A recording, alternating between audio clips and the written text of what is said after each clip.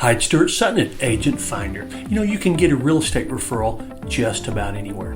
But when Agent Finder refers you a real estate agent, it'll be the most qualified agent for your specific home or purchase. It's guaranteed and it costs you nothing. Hope you'll give us a try.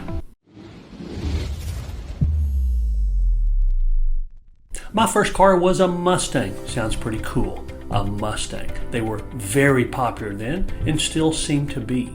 Mine had two factors that really kind of detracted from that popular model. One, it was ugly. I still remember one of my clients, John and Lisa, said we have two requirements when we buy a house, Stuart: non-ugly and non-smoking. And that always stuck with me. That car would not have passed the non-ugly test because it was ugly. It was an ugly green, had a little rust, but it was passed down to me from my sister. My parents knew what they were doing though, because the second flaw was that it had a straight six engine. You may not be familiar with engines at all, but here's the deal. It was slow. It took about a day and a half to get 0 to 60. It did not have one of those big, powerful engines most Mustangs have. Now, fortunately for me, I could actually paint the car and make it a lovely blue, which I did. At least I thought it was nice. But I couldn't change the engine. Fortunately, girls didn't know that I had a slow Mustang. They just knew I had a Mustang. But when I decided to sell that, I was told by a dealer when I was trying to trade it that nobody wanted a Mustang with a straight six engine. Everyone wanted that big, powerful engine. So it was a challenge for me to get rid of that Mustang. Fortunately, the people who took it probably knew what my parents knew when they got it, and that is, it was slow. Be less chance of their new driver having an accident. Well, the reason I'm sharing this story with you is because in real estate, you can also buy a house and really not quite know what you're getting and then find it's hard to sell. And that's what we're going to cover right now. So hang on. The first type of home you ought to be very aware of is a home that sides to, backs to, or fronts a heavy traffic street. You've driven around and you've seen homes that back up to very busy streets, even highways, and you probably thought, why in the world would someone buy that house? Or maybe they bought it and it was there a while and then the highway was built. Both of those actually have happened. But I know too many people who bought a home that backed to, sided to, or fronted a busy street. And that's okay, they can sell it, but it will be more of a challenge to sell. There just aren't as many people who are okay with that. And if you bought it from a builder and it backed to a busy street, you probably didn't get enough of a discount. Because when you sell it as a resale homeowner, you are going to take a value discount for backing to, siding to, or fronting a busy street. I used to be an appraiser, and this is an absolute. You will take less money for having a home that backs to, sides to, or fronts busy streets. So just be aware of that. If you buy it right up front and you get that discount, great. But don't buy it, not get the discount, and then have to sell it and have to give the discount. I hope that makes sense. Another one like that is a home that sides to, fronts, or backs to power lines. Now, you may have done your research and you may be comfortable, but it will be more of a challenge to sell. Again, not as many people are comfortable with that. And you will probably take a value reduction because of that situation. As long as you bought it right up front, great. But don't be one of those who buys it, pays market for it, and then finds out that nobody else wants to pay market for it because of the power lines. Another situation you want to be aware of is atypical situations. What does that mean? Well, driving down the road, if you see that every home in the neighborhood has a 3-car garage, and then the one you get to has a 2-car garage, be aware. A 2-car garage in a neighborhood where 3-car garages are the norm will be a challenge to sell. Even if someone doesn't necessarily need a 3-car garage, never is it a problem to have that extra space. So you can sell the home with the 2-car garage, but you will take less money than the homes with 3-car garages.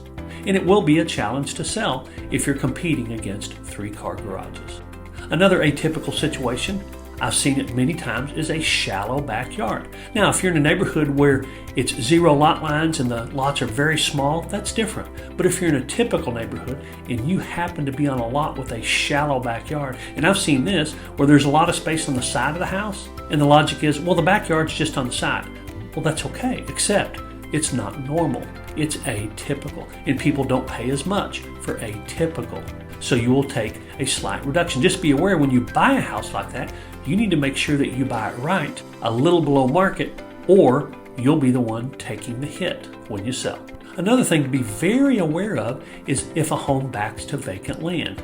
I've seen too many situations where someone bought a home backing to vacant land and then were totally surprised when something was built back there. If the listing agent is good, they'll be aware of what the future is for that land and be able to convey that. Sometimes you don't know. You have to make your best guess. But there are too many situations where apartments or commercial was built back there and it was pretty apparent that was going to happen someday. And if you paid market for that house, you're now going to sell it for less than market because of that situation. So if you're backing to vacant land, make sure you have a good idea of what's going to happen in the future, or you don't care because you love the house so much. That's actually the case in all of these scenarios. If the house is just perfect for you, great, but be aware that how you buy it is important so that you're not the one taking the price reduction when you sell without having the benefit of it when you purchased. Another scenario is a house that's below grade.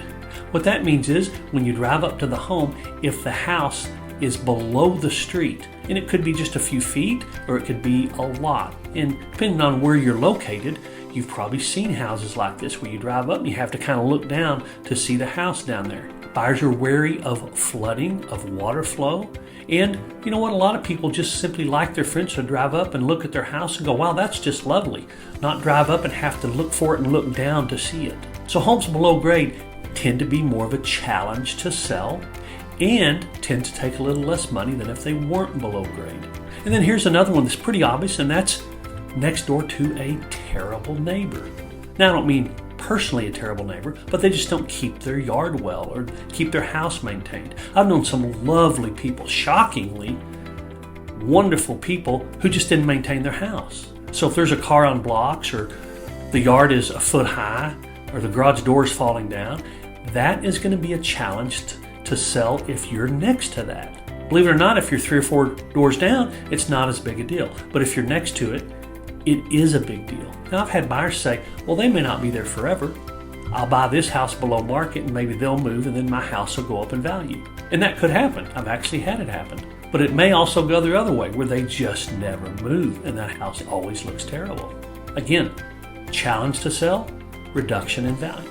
And there are others. These are the main ones that I see. If you've got questions on other types of housing that you shouldn't buy or should be aware of, put that down in the comments. Hope you enjoyed this video. Press that like button if you did.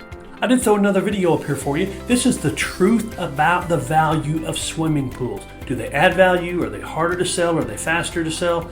The truth about homes with swimming pools. There's a lot of myths out there, but only one set of facts, and it's right here on this video. Hope you enjoyed this video. Hope to see you on the next one. And remember, it's your choice, so make it a powerful day.